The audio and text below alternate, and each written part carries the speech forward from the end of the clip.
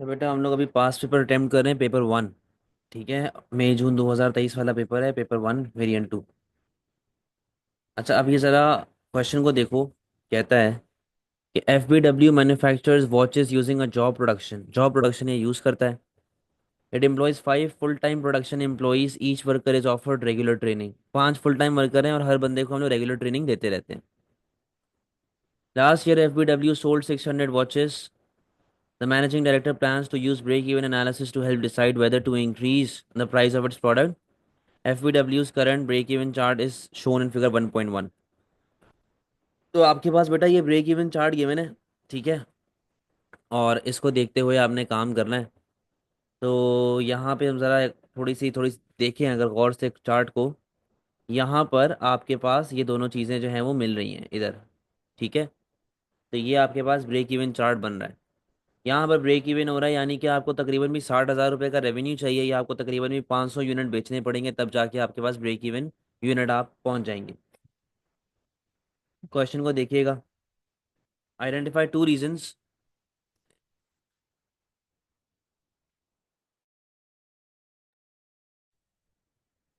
Question क्या कह रहा है?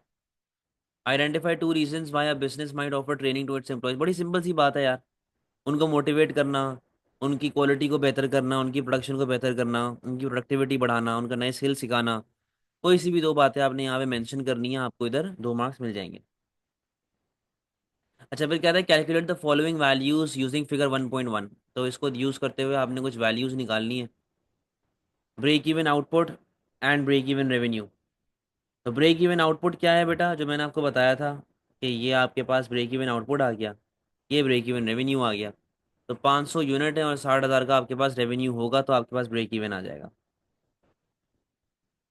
Outline to possible effects on F P डब्ल्यूज break even chart if the price of its product are increased. अच्छा, कहता है कि अगर मेरे प्रोडक्ट की प्राइस बढ़ती है तो उससे ब्रेक इवन चार्ट को देखते हुए मुझे ज़रा ये बताओ कि क्या होगा मेरे पास, क्या अफेक्ट आ रहा होगा।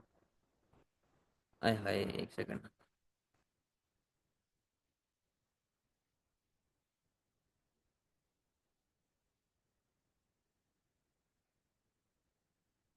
अच्छा, तो कहता है भाई मुझे ब्रेक इवन चार्ट देख के बताएं कि अगर मेरे पास वो बढ़ जाती है, प्राइस बढ़ जाती है, तो उससे क्या अफेक्ट आएगा। देखो बेटा, पहले तो एक बात को ये समझो कि जब आपके पास ब्रेक इवन की हम लोग बात कर रहे हैं, तो ब्रेक इवन में आपके पास रेवेन्यू भी आता है। ठीक है। तो अगर आपके पास प्राइस बढ़ती है तो देयर अ चांस कि आपका रेवेन्यू भी बढ़ना शुरू हो जाए। जब आपका रेवेन्यू बढ़ता है तो उससे आपके पास रेवेन्यू वाला गैप जो है वो ऊपर की तरफ जाता है और ज़्यादा। तो वो कुछ यूं जा रहा होगा। तो आप खुद देखिए, आपका ब्रेक इवन कम हो रहा है। पहले पॉइंट आप ये लिख सकते हैं। लेकिन आप इसका उलट पॉइंट भी लिख सकते हैं कि अगर प्राइसेस बढ़ती हैं तो उससे डिमांड आपके पास कम हो जाती है, लॉ ऑफ डिमांड की वजह से। तो हम लोग उतनी ज़्यादा वॉच बनाता है ना ये, हम उतनी ज़्यादा वॉचेस हम लोग बेच नहीं पाएंगे। तो उसकी वजह से हो सकता है कि आपका ब्रेक इवन चार्ट जो है ना और ज़्यादा ख़राब हो जाए। अच्छा, फिर आप ये भी कह सकते हैं कि जब आपका रेवेन्यू बढ़ेगा तो फिर आपके पास मार्जिन ऑफ सेफ्टी भी इंक्रीज होगी, आपकी प्रॉफिटेबिलिटी का एरिया भी इंक्रीज होगा। ठीक है। अब यहाँ पर जरा पॉइंटर्स देखें क्या लिखे हुए। An increase in price level will reduce the amount of products sold required to reach the break-even point, as FBW will have to sell less than 500 unit to achieve the break-even। जो मैंने आपको बात बताई थी कि अगर आपके पास revenue बढ़ता है तो वो ऐसा ऊपर की तरफ जाएगा। ठीक है। तो अब ब्रेक इवन यहाँ पे बन रहा है, तो आपको कम यूनिट बेचने पड़ेंगे to reach to the point of break even. Affect two क्या है? FBW's margin of safety will increase. This means that FBW will be in a situation to earn more profit and reduce the chance of loss. तो जब आपके पास बेटा, जब break even ऐसा ऊपर की तरफ जा रहा है, कम हो रहा है ब्रेक इवन, तो आपका मार्जिन ऑफ सेफ्टी जो है, आपका मार्जिन ऑफ सेफ्टी जो है वो और ज़्यादा बढ़ता जा रहा है, इंक्रीज हो रहा है। तो आप ज़्यादा मार्जिन ऑफ सेफ्टी को खेल सकते हैं, ज़्यादा आप वहाँ पे प्रॉफिटेबिलिटी निकाल सकते हैं। ठीक है। तो इस तरीके से दो बातें यहाँ पे लिखी हुई। अच्छा, नेक्स्ट क्वेश्चन क्या कह रहा है?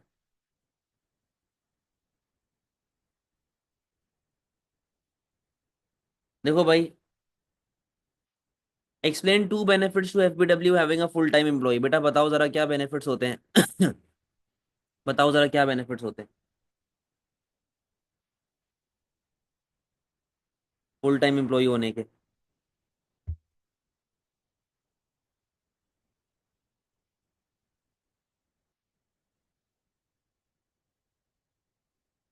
वर्कर्स विल बी लॉयल, सही है। इसके अलावा ये तो एक ही हो गया ना। Work extra hours if needed. अच्छा बेटा, यहाँ पे मल्टीपल बेनिफिट्स आपके पास फुल टाइम वर्कर्स के होते हैं। पहला बेनिफिट जो आपने खुद ही बता दिया, they will be loyal to the business. Loyal business का मतलब क्या है कि भाई जब वो फुल टाइम वहाँ पे काम करें, पूरा पूरा दिन काम करें, तो उनको इंसेंटिव वगैरह भी मिलते हैं, तो वो बिजनेस को इतनी आसानी से छोड़ के नहीं जाते। एक्स्ट्रा आवर्स काम कर सकते हैं, मतलब you can ask employees to stay for longer time, अगर कोई ज़रूरत है तो।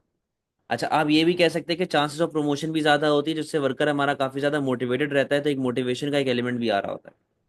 कम्युनिकेशन प्रॉब्लम्स नहीं होती, आप ये बात भी लिख सकते हैं, कम्युनिकेशन प्रॉब्लम आपके पास नहीं होती, तो जो हमारे बिजनेसेस हैं उनके अंदर फिर डिले नहीं होता, मैसेज सही तरीके से कन्वे होता है। ठीक है, तो अब ये देखिए ज़रा पॉइंटर्स मैंने यहाँ पे क्या लिखे हुए।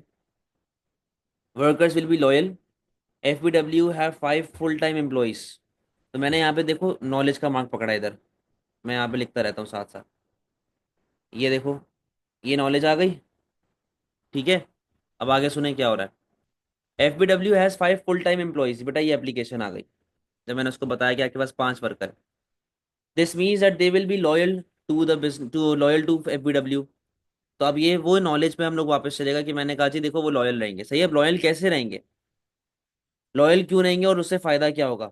ठीक है, this will result in lower labour turnover resulting in a decrease in recruitment cost for FBW। बेटा ये आपकी एनालिसिस आ गई, समझे बात को।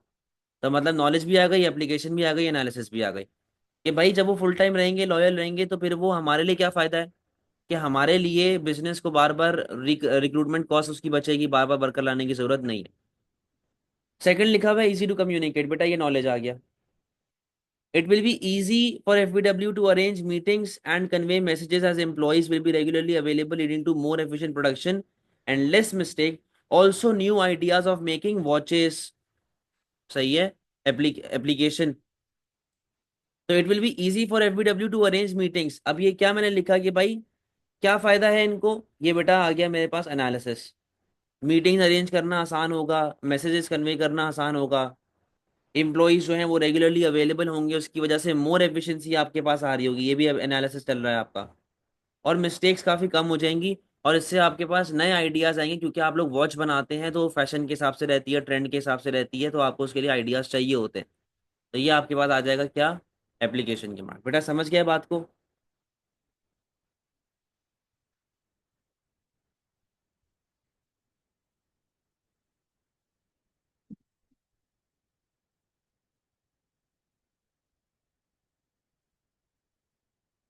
अच्छा भाई, क्या कह रहा है लास्ट क्वेश्चन इसका। Do you think job production is the best method of production for a small business to use.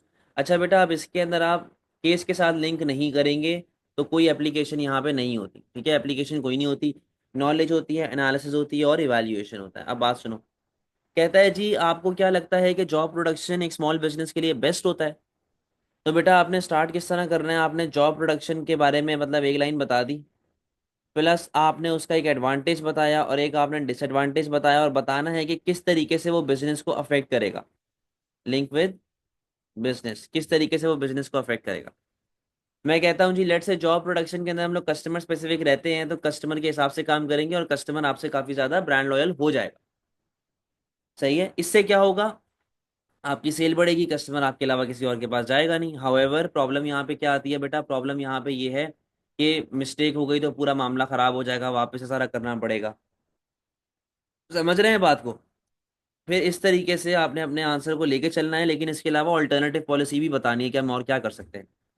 अब देखो, in job production customer specific requirement are met as a result of customer specific satisfaction.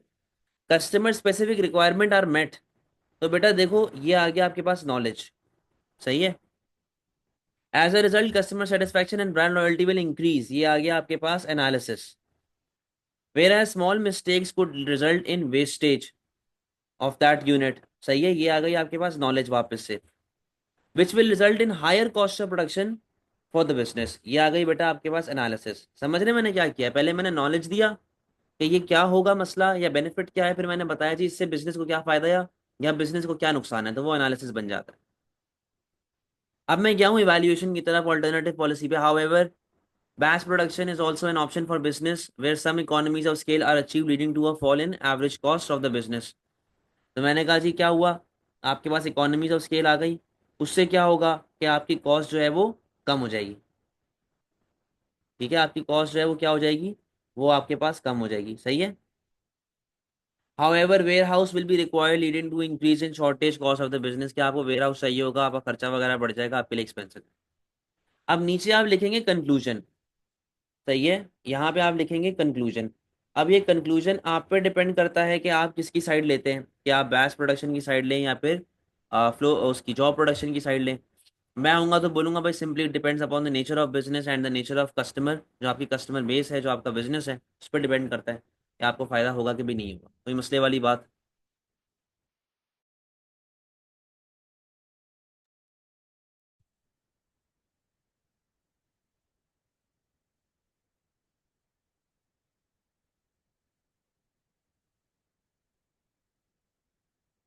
अगला question कहता है कि Gloria is a sole trader, her business provides home cleaning services, Gloria uses telephone calls to communicate with 4 employees. कहता है जी एक soul trader बंदी है और उसका होम क्लीनिंग सर्विस का बिजनेस है, और उसके बाद 4 एम्प्लॉयज हैं, उनसे कॉल पे कम्युनिकेट करती है।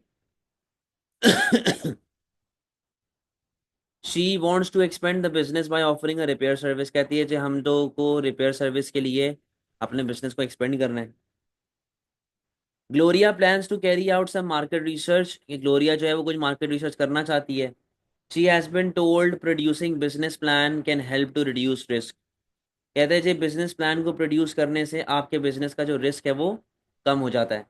Gloria would also like to reduce her workload and is considering taking on a business partner, कि जी वो बिजनेस पार्टनर लेना चाहती है। Identify 2 ways a business can help a business to reduce risk. 2 तरीके बता दें कि एक बिजनेस किस तरीके से, बिजनेस प्लान जो है वो किस तरीके से आपके बिजनेस का रिस्क कम करता है। बेटा वो आपको गोल्स बताता है, आपको एक सेंस ऑफ डायरेक्शन देता है, आपके इन्वेस्टर्स को अट्रैक्ट करता है, आपको अपने एम पे रखता है। तो कोई सी भी 2 बातें आपने यहाँ पे लिखनी है, आपको मार्क्स मिल जाएंगे। Identify 2 reason why a business might want to expand. भाई आप ग्रो क्यों करना चाहते हैं, ताकि मेरा रेवेन्यू बढ़े, ताकि मेरे बिजनेस का नाम बढ़े, ताकि मेरी ब्रांड लॉयल्टी बढ़े, मेरी इमेज इंप्रूव हो, समझे, कोई सी भी 2 बातें। Outline one advantage and one disadvantage to Gloria of using telephone calls as a method of communication. बताएं जी क्या एडवांटेज होगा अगर आप कम्युनिकेशन करते हैं टेलीफोन से।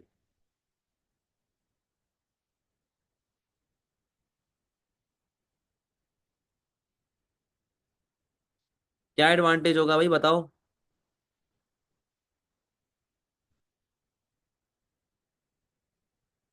फास्टर होती है, ठीक है।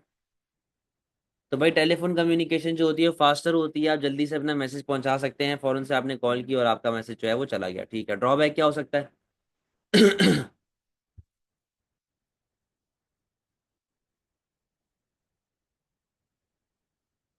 अबे टेलीफोन में कहाँ से इंटरनेट का इशू आ गया।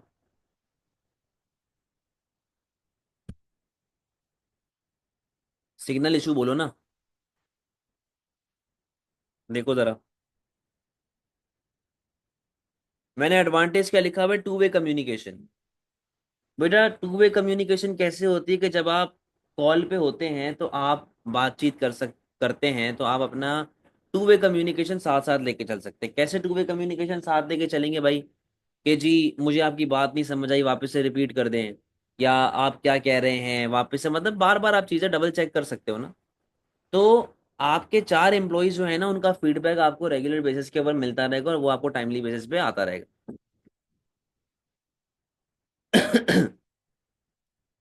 लेकिन ड्रॉबैक क्या है कि रिटर्न रिकॉर्ड कोई नहीं होता। रिटर्न रिकॉर्ड कोई नहीं होता भाई, सिर्फ यही रिकॉर्ड होता है ना कि आपने इस टाइम पे इस बंदे को कॉल की थी या इतनी देर बात की थी। ऐसा तो कोई रिकॉर्ड नहीं होता ना कि आपने क्या बात की थी, या आपने जो है वो किस बारे में डिस्कशन की थी। तो ऐसा ये भी होता है अक्सर कि वर्कर को अगर आप कोई कॉल पे बात बताएं तो हो सकता है कि वो उसको भूल जाए इन्फॉर्मेशन। अगर एक बहुत लंबी चौड़ी डिस्कशन हमारी हुई है तो हो सकता है उसने अगर नोट्स ना बनाए हो, पॉइंटर्स ना बनाए हो, तो वो फिर भूल जाएगा कि मैंने क्या बोला था। तो वर्कर्स हो सकता है कि भूल जाएं कि वो क्या इन्फॉर्मेशन थी और हमने उनके किस लिए कॉल की थी। फिर कहता है जी explain 2 factors, explain 2 factors explain two factors Gloria should consider when deciding whether to take on a business partner. कहते हैं जैसे कौन से दो फैक्टर्स हैं जो मुझे कंसिडर करने चाहिए ये डिसाइड करने से पहले कि मुझे बिजनेस पार्टनर चाहिए या नहीं चाहिए। तो बेटा आपको बिजनेस पार्टनर के हिसाब से जब डिसाइड करना होता है तो आपको एक्सपर्टीज ऑफ पार्टनर देखनी होती है। आपको ये देखना होता है कि वो कितना इन्वेस्टमेंट आपके बिजनेस में लेके आएगा, कितना कैपिटल वो लेके आएगा, वो आपको किस तरीके से हेल्प कर सकता है और आपको सपोर्ट कर सकता है। तब देखें ज़रा, नॉलेज ऑफ बिजनेस नेचर, कि जी जो बंदा हमारा पार्टनर आ रहा है क्या उसके पास बिजनेस की जो भी हम लोग काम करते हैं उसकी नॉलेज है, उसको पता है हम लोग किस तरीके से काम कर रहे हैं। बेटा ये आपकी नॉलेज का पार्ट आ गया, जहाँ पे आपने ये लिखा है कि नॉलेज ऑफ बिजनेस नेचर। अच्छा अब क्या उसको मार्केट कंडीशंस के बारे में पता है या क्या उसको ये पता है कि जो हाउस क्लीनिंग सर्विस है, जब आप इसको ऐसा लिंक करेंगे हाउस क्लीनिंग सर्विस के साथ, तो हाउस क्लीनिंग सर्विस के साथ लिंक करने पे आपको एप्लीकेशन का मार्क मिलेगा। ठीक है, यहाँ पे आपको एप्लीकेशन का मार्क मिलेगा। तो उसे ये देखना चाहिए कि भाई उसके पास मार्केट कंडीशंस उसको पता है नहीं पता, उसको कंपैरेटर्स के बारे में पता है या उसको कस्टमर के बारे में पता है, कस्टमर बेस क्या है, किस तरह चीज़ें चल रही होती हैं। तो बेटा ये सारी चीज़ें उसको पता होना बहुत ज़रूरी है, वरना फिर आपके लिए उसका पार्टनरशिप ऐसे फायदेमंद साबित नहीं होगा। सेकंड है फाइनेंस, कि भाई वो पैसा कितना ला रहा है, ये भी नॉलेज का पार्ट है। एक्सप्लेनेशन, भाई आपका ऑब्जेक्टिव था एक्सपेंड करना, यहाँ पे उसने लिखा हुआ था ना कि ग्लोरिया मार्केट रिसर्च में told business plan to reduce risk. अच्छा ये रहा, शी वॉन्ट्स टू एक्सपेंड। सही है, आपका ऑब्जेक्टिव क्या है, एक्सपेंड करना। तो ये यहाँ पे आपको किसके मार्क्स मिल गए, एक्सपेंड करने के उस पे आपको एप्लीकेशन के मार्क्स मिल गए, क्योंकि उसने कहा था कि भाई मुझे एक्सपेंड करना है।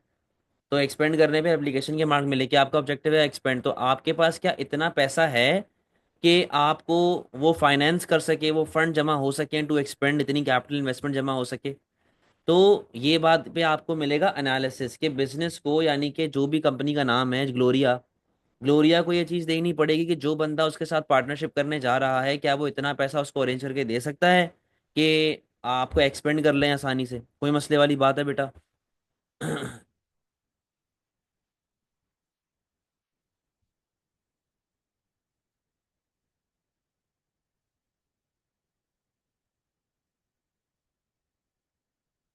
डन।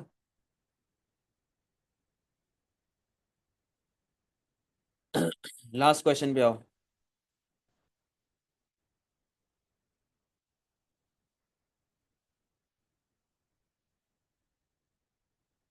क्या कहता है, explain two methods of primary market research, two methods of primary market research a business could use to find out the demand for a new product और सर्विस। कहता है जी कोई से भी दो मेथड मुझे बताएं प्राइमरी मार्केट रिसर्च के जो एक बिजनेस यूज कर सकता है to find out demand for a new product और service, which would be the best method to use, justify your answer. Primary market के आपने कोई से भी दो तरीके बताने हैं, अब बहुत सारे तरीके हैं, जैसे कि आप समझ लें सर्वे करना या सैम्पलिंग करना या इंटरव्यू करना या क्वेश्चनर्स वगैरह करना, आपने सिंपली उनके बेनिफिट्स एंड ड्रॉबैक्स को कंपेयर करना है। तो सबसे पहले आप प्राइमरी रिसर्च को डिफाइन करेंगे। आपने डिफरेंट तरीके बता दिए जी, फॉर एग्जांपल इंटरव्यूज़ हैं। अब भाई इंटरव्यू जो होते हैं वो पॉजिटिव क्या होंगे इसके कि डिटेल्ड कस्टमर फीडबैक आप ले सकते हो। अब इसको एक्सप्लेन आप इस तरह करेंगे कि जब आप डिटेल्ड कस्टमर फीडबैक ले सकते हैं तो आप उस हिसाब से काम कर सकते हैं, आप कस्टमर की डायरेक्ट चीज़ों को लेके आ रहे हैं, डायरेक्ट उनसे बातचीत कर रहे हैं ना, तो उनसे पूछ रहे हैं। तो आप वो जो रिसर्च आपने की है आप डायरेक्ट कस्टमर की नीड को और कस्टमर की वांट को अपने प्रोडक्ट में फिर ऐड ऑन कर रहे हैं। However interviews can prove to be time consuming and costly. उसके लिए आपको इंटरव्यूअर हायर करने पड़ते हैं, आपको बंदे हायर करने पड़ते हैं जो कि आपके लिए जाते हैं, लोगों से पूछते हैं, बातचीत करते हैं। तो फिर ये आपका खर्चा जो है ना वो बढ़ना शुरू हो जाता है। सही है। फिर आ जाए सैम्पलिंग के ऊपर। सैम्पलिंग के अंदर आप बताएंगे कि जी सैम्पलिंग के अंदर हम लोग लार्ज कस्टमर बेस पकड़ते हैं और कस्टमर बेस के हिसाब से हम लोग पूरी इकोनॉमी या जितने भी लोग हमारे पास बैठे हुए हैं हम लोग उन्हीं को अज्यूम ये करते हैं कि भाई सबकी डिमांड फिर एक ही जैसी होगी। तो लार्ज कस्टमर बेस होगी तो ज़्यादा डेटा कलेक्ट होगा, ज़्यादा लोगों को आप एक साथ देख सकते हैं कि उनकी नीड एंड वांट क्या है। हाउएवर हर बंदे का माइंडसेट सेम नहीं होता, हो सकता है कि जिनसे आपने सर्वे किया है, जिनसे आपने बातचीत की है, उनकी सोच कुछ और हो, आपकी सोच कुछ और हो। तो डिफरेंट माइंडसेट आपके पास आता है, डिफरेंट अप्रोच आपके पास आ रही होती है। तो ऐसा नहीं होता कि अगर एक बंदे को पेप्सी पसंद है तो फिर हर बंदे को ही पेप्सी पसंद होगी। समझ रहे हैं बात को? तो इस तरीके से डिफरेंट कस्टमर बेस आपके पास आता है। कंक्लूजन में आपकी मर्जी है, मैं बोलूंगा भाई इंटरव्यू इज मोर इजी। क्योंकि सर्वे के लिए आपको लोग जो है गलत आंसर भी दे सकते हैं, लेकिन इंटरव्यू के अंदर ये होता है कि आपके सामने कस्टमर होता है, तो आप बॉडी लैंग्वेज से ये अंदाज़ा लगा सकते हैं कि वो सच कह रहे हैं कि झूठ कह रहे हैं। तो आप इस तरीके से इंटरव्यू जो है ना वो ज़्यादा बेनिफिशियल आपके लिए कहलाए जा सकते हैं। कोई मसले वाली बात?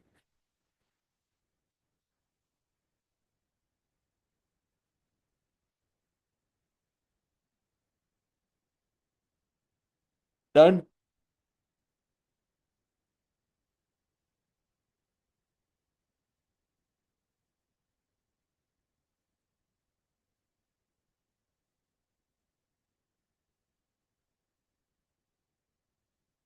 अगला क्वेश्चन क्या कह रहा है?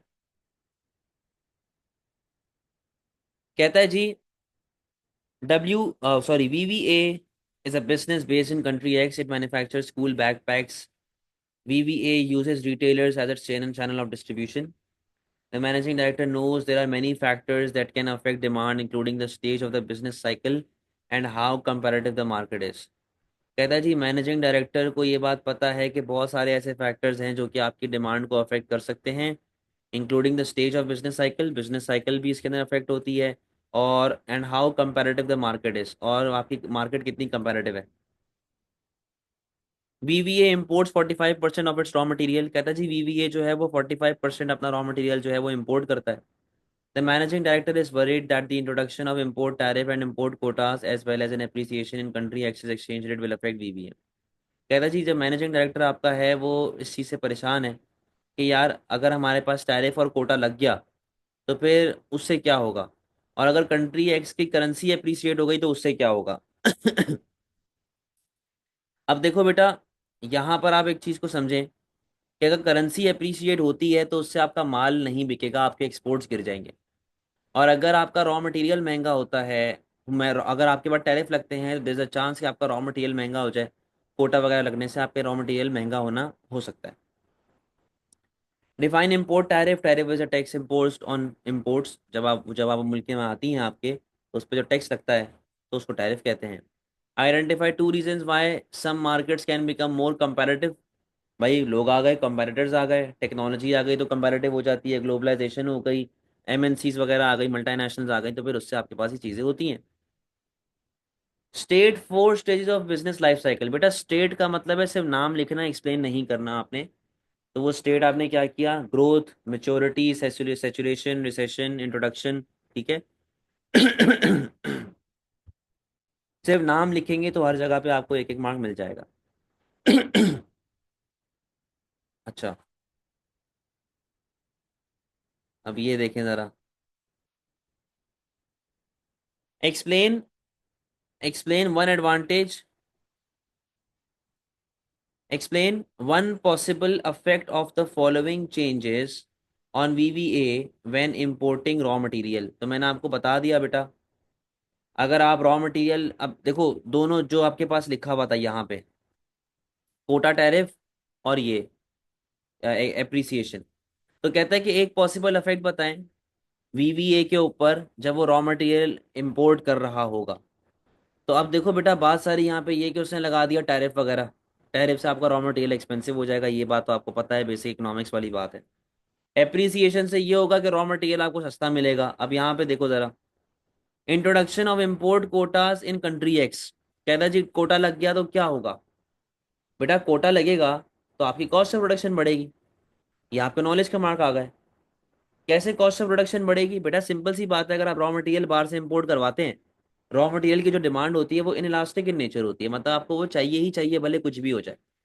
तो इंपोर्ट प्राइस अगर आपके पास ज़्यादा से बढ़ती है, आपकी इंपोर्ट क्वांटिटी सिर्फ और सिर्फ थोड़े से कम होगी, और बेटा आपकी इंपोर्ट एक्सपेंडिचर बढ़ना शुरू हो जाएगा, तो कॉस्ट ऑफ प्रोडक्शन आपकी बढ़ेगी। इससे क्या प्रॉब्लम है? इससे प्रॉब्लम ये है कि वीवीए जो है उसकी सेल्स वगैरह गिरना शुरू हो जाए, बच्चे इतना मतलब पेरेंट्स इतना बैग पैक ना खरीदें, वरना जो है वो, क्योंकि उनको महंगा पड़ेगा तो प्राइस बढ़ेगी तो डिमांड ऑटोमेटिकली गिर जाएगी। एप्रिसिएशन ऑफ करेंसी से क्या होता है कि बेटा रॉ मटेरियल की कॉस्ट कम हो जाती है, क्योंकि उसने क्या बोला था कि आप रॉ मटेरियल जब मंगाते तब क्या होगा। तो एप्रिसिएशन से बेटा रॉ मटेरियल की कॉस्ट कम हो जाएगी, मुझे पहले के मुकाबले में कम पैसा पे करना पड़ेगा, तो मेरी इंपोर्ट प्राइसेस कम हो जाती हैं। मैं मतलब एक अच्छे खासे इंपोर्ट मंगवा सकता हूँ फॉर अ चीपर प्राइस। तो बेटा जब कॉस्ट ऑफ प्रोडक्शन कम होगी तो प्राइसेस कम होंगी, डिमांड बढ़ेगी, सेल्स बढ़ेगी, और रेवेन्यू भी क्या होगा आपका, बढ़ना शुरू हो जाएगा। इस तरीके से हमने दोनों चीज़ों को एक्सप्लेन करना है। फिर कहता है, do you think retailers are the best channel of distribution for a manufacturing business to use, justify your answer. बेटा रिटेलर्स का आपने बेनिफिट एंड ड्रॉबैक बताना है। सही है। रिटेलर्स का मतलब क्या है कि यार हम लोग दुकान के पास रखवाते हैं और दुकान जो है फिर वो हमारा प्रोडक्ट आगे बेचता है। फिर उसके अलावा आपने एक और चैनल ऑफ डिस्ट्रीब्यूशन भी बतानी है, आपने सिर्फ इस पे नहीं बैठना। बेटा जब आप कस्टमर को जब आप डायरेक्ट चैनल सॉरी रिटेलर को यूज़ कर रहे होते हैं, रिटेलर्स के अंदर हमारे पास क्या बेटा बात आती है कि आपके पास कस्टमर्स तक का एक्सेस होता है, आप डिफरेंट प्राइसेस पे चार्ज कर सकते हैं, आपकी सेल वगैरह बढ़ती है, जो कि रिटेलर्स करते हैं कि भाई एक एरिया में प्राइस कुछ है, दूसरे एरिया में प्राइस कुछ है। हो सकता है कि रिटेलर आपको बता दे कि भाई अब देखो ना, बेचना का काम भी तो रिटेलर का है ना, तो रिटेलर अपनी जान मार देता है आपका प्रोडक्ट बेचने के लिए। तो उससे क्या है कि आपके पास प्रॉफिटेबिलिटी बढ़ती है और आपके पास जो मामलात हैं वो बेहतर सुधरते रहते हैं। लेकिन रिटेलर बेटा प्रॉफिट का कुछ हिस्सा रखता है, जाहिर सी बात है, वो अपने भी प्रॉफिट उस कॉस्ट के अंदर ऐड करेगा, तो फाइनल प्राइस जो है वो ऑटोमेटिकली बढ़ जाती है। जब फाइनल प्राइस ऑटोमेटिकली बढ़ेगी तो देर इज अ थ्रेट कि भाई प्राइस इतनी बढ़ जाए कि कस्टमर वो चीज़ ले ही ना। और कस्टमर के साथ कोई डायरेक्ट कम्युनिकेशन नहीं होगी बिजनेस की, जो प्रोडक्ट प्रोड्यूसर है उसकी कोई डायरेक्ट कम्युनिकेशन बिजनेस कस्टमर के साथ नहीं होगी। तो जब डायरेक्ट कम्युनिकेशन नहीं होगी तो प्रॉब्लम यहाँ पे ये आता है कि फिर उसको पता नहीं चलेगा कस्टमर मांग क्या रहा है। हाउएवर आपको एक और मेथड के बारे में बात करनी है, जैसे कि होलसेलर हो गया। बेटा होलसेलर क्या करता है, वो बल्क बाइंग करता है, ठीक है, बल्क डिस्काउंट्स आपको जो है वो दे रहा होता है आगे रिटेलर्स को। तो उसमें ये है कि प्राइसेस भी कम होती हैं, कॉस्ट भी कम होती है, और आपका प्रोडक्ट एक अच्छी खासी क्वांटिटी एक साथ बिक जाती है क्योंकि आपकी बल्क बाइंग हो रही होती है। लेकिन जो प्रोड्यूसर है, प्रोड्यूसर के पास कोई ऐसा कंट्रोल नहीं होता कि होलसेलर किस बंदे को कितना माल दे, ठीक है।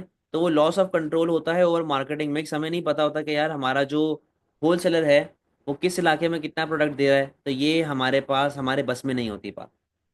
कंक्लूजन अगेन आपकी मर्जी है, आपको दोनों में से जिसके पास भी जाना है, बट जिसका भी फेवर आपने देना है उसका आपने बेनिफिट बताना है, और जिसका भी आपने अगेंस्ट में जाना है उसका एक ड्रॉबैक बताना है। बेटा कोई मसला समझ गए?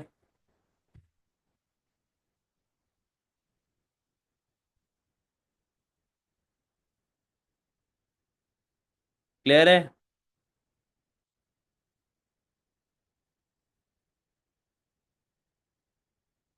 Last question. CPF is a clothing retailer.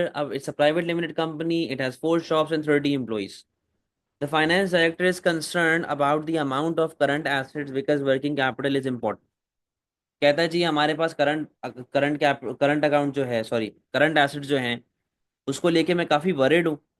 Worried क्यों है बेटा? वरिड इसलिए होगा क्योंकि मोस्ट प्रॉब्ली उसके पास इतने करंट एसेट्स होंगे नहीं कि वो करंट लाइबिलिटी को पे ऑफ कर सके। तो CPF director are planning to expand the business by operating a new shop. कहता है जी हम लोग एक्सपेंड करना चाह रहे हैं एक नई दुकान खोल के। A suitable source of long term finance will be needed to be identified, कि हमें क्या सोर्स ऑफ फाइनेंस चाहिए टू एक्सपेंड या नई शॉप खरीदने के लिए या खोलने के लिए, तो हमें क्या करना चाहिए, इसके बारे में हम लोग अभी सोच विचार कर रहे हैं। The plan to expand will affect many of CPF stakeholder groups. कहता है यार एक्सपेंड करने से ना CPF के स्टेक होल्डर ग्रुप्स जो है ना उनमें से कई स्टेक होल्डर ग्रुप जो है वो अफेक्ट होंगे। Define retained profit. Retained profit वो प्रॉफिट है जो कि after paying up all the expenses आपको मिल रहा होता है, तो ये वो आपका रिटेन्ड प्रॉफिट होता है बेटा। Current asset owned and controlled by business for, जो कि जिसकी लाइफ लेस देन 1 साल होती है, तो वो करंट एसेट्स होते हैं। Outline 2 possible reasons why working capital is important to CPF। बेटा working capital day to day expenses pay off करने के लिए काम आता है। Example wages salaries of 30 employees. ये देखो यहाँ पे मैंने एप्लीकेशन के मार्क लिए, यहाँ पे मैंने नॉलेज के मार्क्स लिए। सही है। रीजन 2, क्रेडिट रेपुटेशन को बेहतर करने के लिए। भाई आप जब जाहिर सी बात है किसी से उधार ले रहे हैं, किसी से लोन ले रहे हैं, तो आपको उसको वापस भी तो करना है। तो कल को कोई मुझे ये ना कहे यार कि ये तो पैसे खा जाता है या पैसे नहीं देता, उधार नहीं देता, तो इन चीज़ों से बेटा आपने बचना है ज़रा, ठीक है। तो इससे हम लोग कहते हैं क्रेडिट रेपुटेशन को बचाना।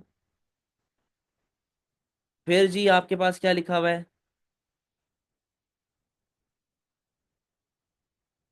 कहता है explain one way each of the following stakeholder group might be affected by CPF's plans to expand its business।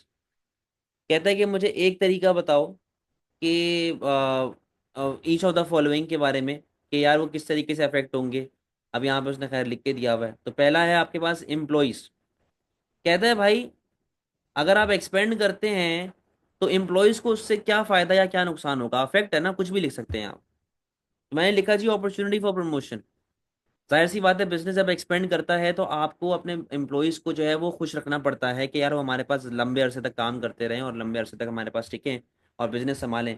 तो फिर आपने बताना है जी कि आपके पास 30 एम्प्लॉयज हैं, मैनेजर लेवल तक उनमें से कोई भी बंदा प्रमोट हो सकता है। तो जब बंदा प्रमोट होगा तो उसकी वजह से हमारा वर्कर मोटिवेटेड रहता है। जब वो मोटिवेटेड रहेगा प्रमोशन की लालच में, तो उससे बिजनेस की वेस्टेज भी कम होती है और बिजनेस की प्रोडक्टिविटी भी कम होती है, ओ प्रोडक्टिविटी बढ़ जाती है। ठीक है। तो इस तरीके से इससे क्या होगा कि बिजनेस को फायदा ही है, कॉस्ट वगैरह कम हो जाएगी, ये बिजनेस की एनालिसिस आ गई। दूसरा आपने लिखा जी मोर ऑर्डर्स। जाहिर सी बात है जब बेटा आपके बिजनेस ग्रो करेंगे, आपके बिजनेस का नाम बढ़ेगा, तो फिर उससे आपके पास जो है वो सप्लायर है, सॉरी सप्लायर के बारे में लिखा हुआ। तो सप्लायर पे क्या इफेक्ट आएगा? बेटा सप्लायर को आप ज़्यादा ऑर्डर देंगे क्योंकि आपका बिजनेस अब ग्रो कर चुका है ना, पैसे बना चुका है, एक्सपेंड हो चुका है, तो आपको और ज़्यादा प्रोडक्शन भी करनी पड़ेगी। तो प्रोडक्शन करने के लिए आपको ज़्यादा रॉ मटेरियल चाहिए। तो हम अपने सप्लायर से ज़्यादा माल खरीदेंगे। जब हम लोग ज़्यादा माल खरीदेंगे तो हमारा सप्लायर कोशिश करेगा कि टाइमली बेसिस पे हमारे प्रोडक्ट को डिलीवर कर सके। सीपीएफ जो है उसको बल्क डिस्काउंट्स भी मिल सकते हैं, अगर वो ज़्यादा माल खरीदेगा तो इकोनॉमी ऑफ स्केल का बेनिफिट आपको मिल सकता है। और आपकी कॉस्ट ऑफ प्रोडक्शन जो है वो भी आपके पास कम होगी, जिससे आपकी सेल बढ़ना शुरू हो जाएगी। कोई मसले वाली बात है बेटा?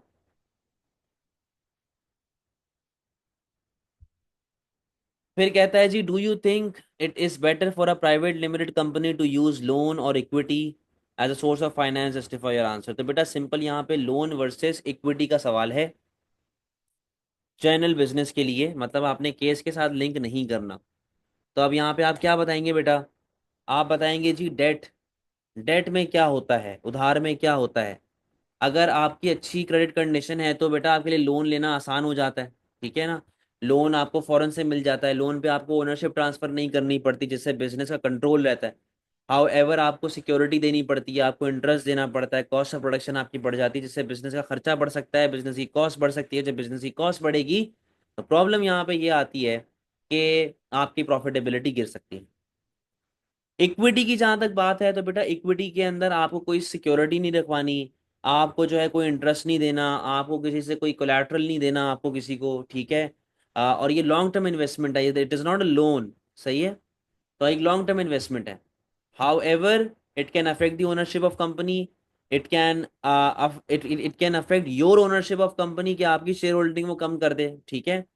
और फिर उसके बाद आपको डिविडेंड देने पड़ते हैं तो आपका खर्चा बढ़ेगा, कॉस्ट आपकी बढ़ेगी, आपको एजीएम रखवानी पड़ती है, एनुअल जनरल मीटिंग, उसका खर्चा पड़ेगा, उसकी कॉस्ट बढ़ेगी। ठीक है। तो एक एक दो दो बेनिफिट ड्रॉबैक इनफ है, ज्यादा लिखने की जरूरत नहीं।